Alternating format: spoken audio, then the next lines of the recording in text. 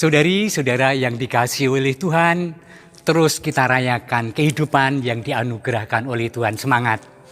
Masih ingat homili para romo dan pendeta hari Minggu tanggal 19 kemarin? Pasti ingat. Bacaan pertama diambil dari Kitab Kebijaksanaan bab 12 dan bacaan yang dari Injil Matius bab 13. Sangat menarik.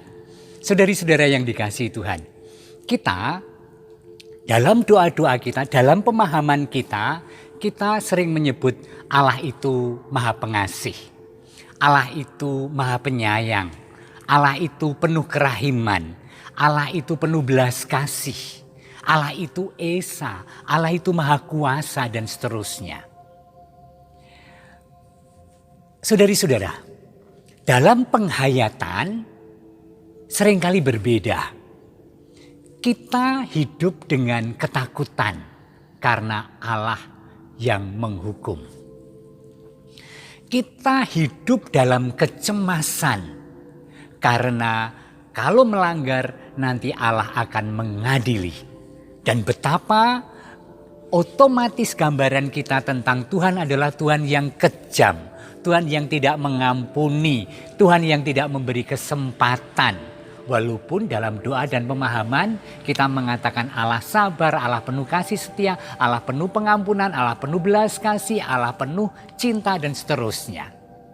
Ironis ya, beruntunglah bangsa Israel mempunyai pengalaman akan Allah yang begitu care, yang begitu memelihara, yang memahami, yang merengkuh, yang mengampuni. Beruntunglah.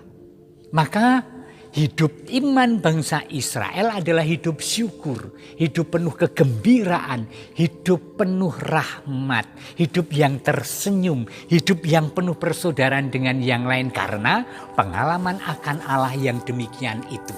Nah, Kitab Kebijaksanaan yang mengendapkan pengalaman iman itu bersabda demikian. Mari kita lihat Kitab Kebijaksanaan bacaan hari Minggu 19 Juli ini. Dikatakan demikian.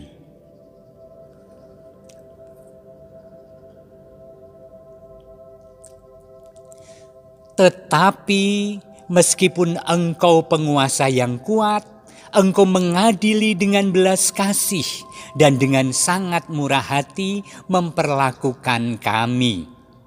Sebab kalau mau, engkau dapat berbuat apa saja.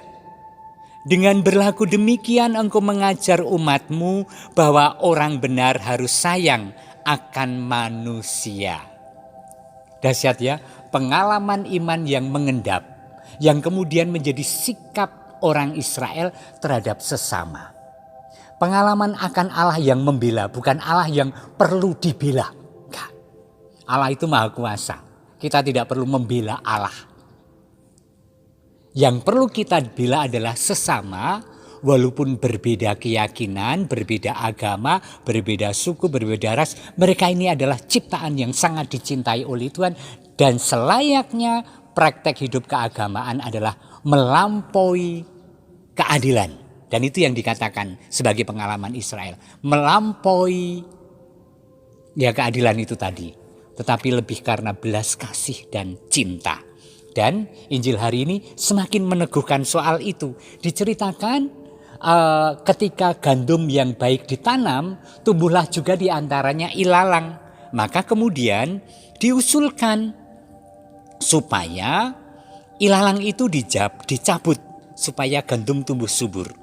Dan dikatakan biarkanlah keduanya tumbuh bersama sampai waktu menuai tiba.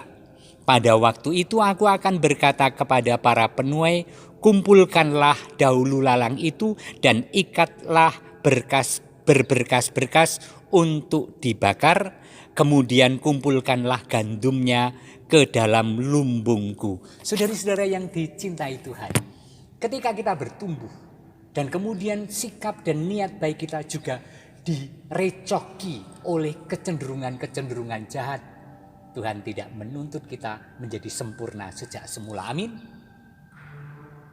Dan ketika umatnya, kelompok kecil gereja bertumbuh dan diantaranya ada banyak orang lain yang berbeda keyakinan, tidak sepatutnya kemudian kita mengambil sikap memusuhi, mengadili, menghakimi orang lain. Semua biarkanlah tumbuh, hanya Allah yang tahu pada hari akhir nanti. Maka pesan bagi kita, jangan pernah lelah untuk terus berjuang untuk keadilan, dan melampaui keadilan adalah cinta dan belas kasih kepada setiap pribadi. Selamat merayakan kehidupan, Tuhan memberkati. Diberkatilah kita semua oleh Allah yang Maha Kuasa, Bapa dan Putra dan Roh Kudus. Amin.